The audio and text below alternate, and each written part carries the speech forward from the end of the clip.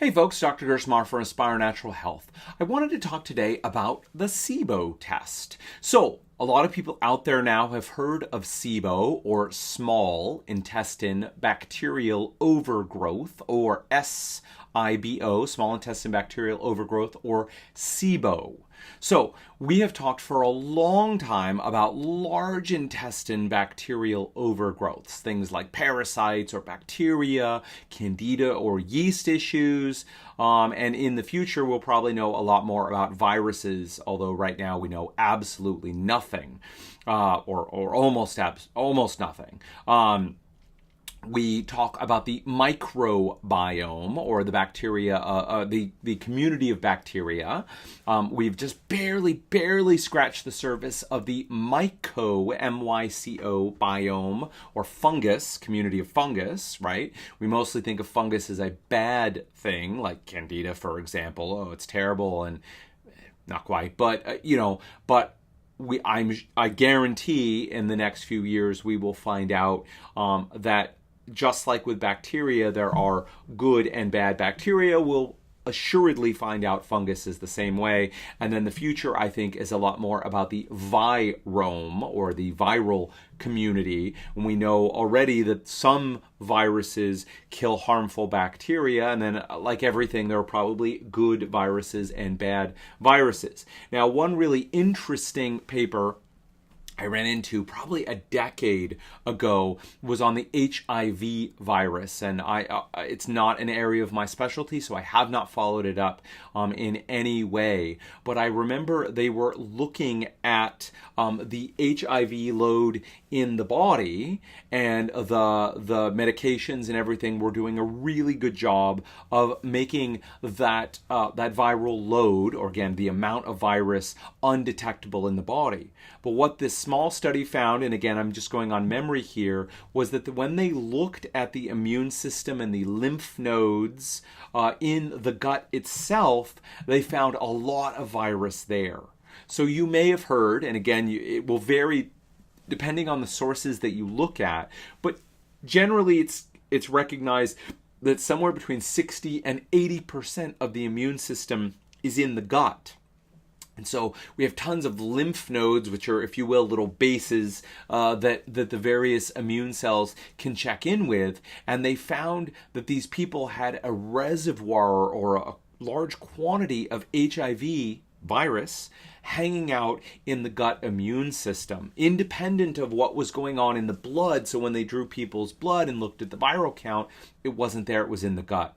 Now, I remember talking with other doctors at the time about that, and there was really no research that was going into that, and not much had followed up, and again, it's not my specialty, so I sort of lost track of it. But this talk about the virome, or the viruses in the gut, just made me think about it. So I hope you enjoyed there. A little off topic, so let me pull myself back again. We opened by talking about SIBO. So again, for a long time, we've focused on gut bacterial overgrowths, fungus overgrowths, and parasites in the large intestine. And so stool tests, or poop tests, look almost exclusively at the large intestine. So whether it's a simple stool test that a medical doctor runs, or whether it's one of the more complex tests, whether it's a culture test where they actually take some poop and they grow bacteria out of it and see what's there,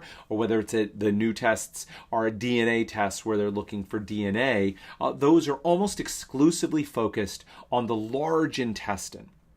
Now, real quick anatomy lesson. So obviously mouth, esophagus is the tube that goes down, connects to your stomach. From the stomach, we have feet of small intestine winding all through the middle of your guts here, by your belly button, right? And then that connects up with the large intestine, which sort of goes around the edges of your abdomen, and then your anus and rectum where you poop, okay? So we can get to the large intestine pretty easy, whether that's a poop test or whether that's a colonoscopy, which is putting a tube up your butt and looking at the large intestine. We can get a tube obviously into your mouth, down your throat, into your stomach, and that can go a small ways into the small intestine. But the problem with the small intestine is it's basically right in the middle of your body. So we can go from the top down, but we can only get, a little bit, and we can go from the bottom up, but that's about as far as we can get. And this whole section in the middle, the small intestine, we basically have no way of getting in there.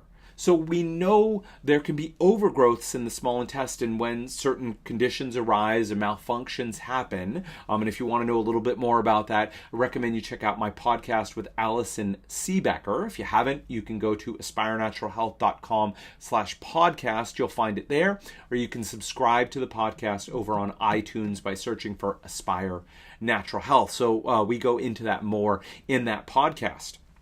So we're left with a problem where we can look at a stool test or a poop test for the large intestine. We can do scopes and things down the mouth and look at the stomach, but we can't really get into the small intestine. So what we've devised, or what scientists have devised, is an indirect way to look at overgrowths there. And they do that by giving a solution and looking at gases that are produced. So if you have an overgrowth, too many bacteria in the small intestine, and we give you the solution, here's what's going to happen. So the bacteria in the small intestine will grab that solution. They'll begin to produce gases. Those gases actually end up getting absorbed into your body and then exhaled back out through your lungs, and we can capture some of that breath and look for concentrations of those gases. So this is where it's important. Okay, we're finding now that gastroenterologists, or the conventional MDs who deal with digestive issues, are starting to make use more and more of these SIBO tests. But to my frustration, many of them who come back are incorrect. They're not the right tests. They don't give us the information that we're looking for. So there are two variables we have to discuss real quick here. The first is the solution that they use. So right now, there are two different solutions, two different things that people drink to give the test. The first is glucose or sugar. The second is called lactulose, not lactose as in milk, but lactulose.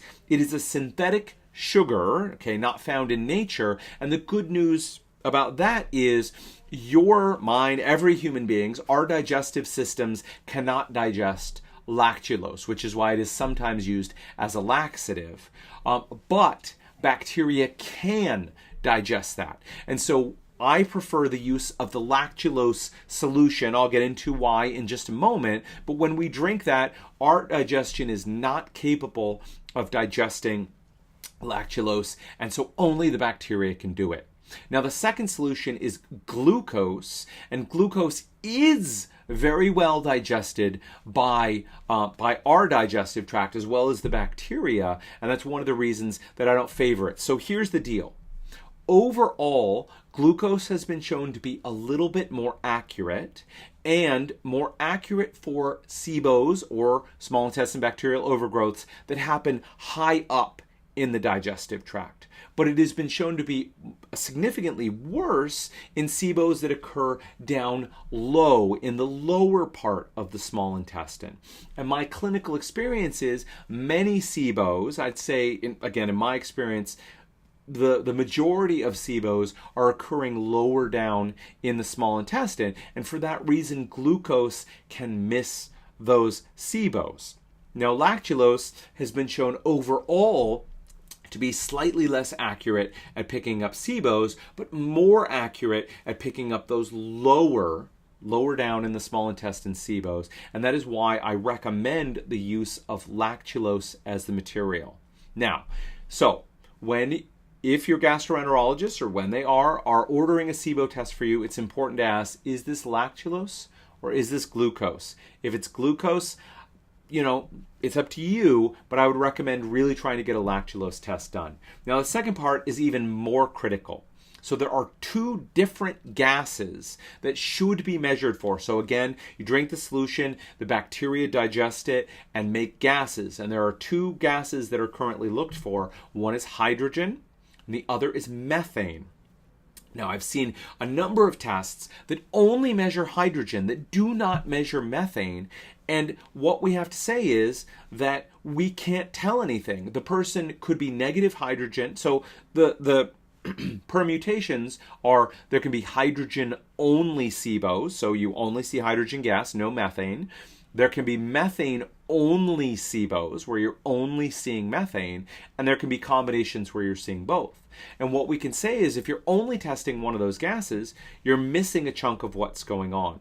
So most critical is to make sure that both hydrogen and methane are being tested for, and ideally that lactulose is being used. Now, it's great that more and more gastros are ordering SIBO tests. It's great that some insurances are starting to pick up on this, so we're not having to do out-of-pocket tests for SIBO testing. But it is important, look, if you're going to go in, you're going to spend your time doing this, potentially there's out-of-pocket costs for you, it's important to do the right test. Now, the very last thing to say on SIBO tests, just like any test, unfortunately, is no test is perfect, and you can still have SIBO even if you don't have a positive test, which is a serious bummer, right? So the diagnosis is made both on the symptoms that you're having, the test, and your response to treatment. All three of those factors need to be brought in to tell you absolutely whether you have SIBO or not. All right? If you test positive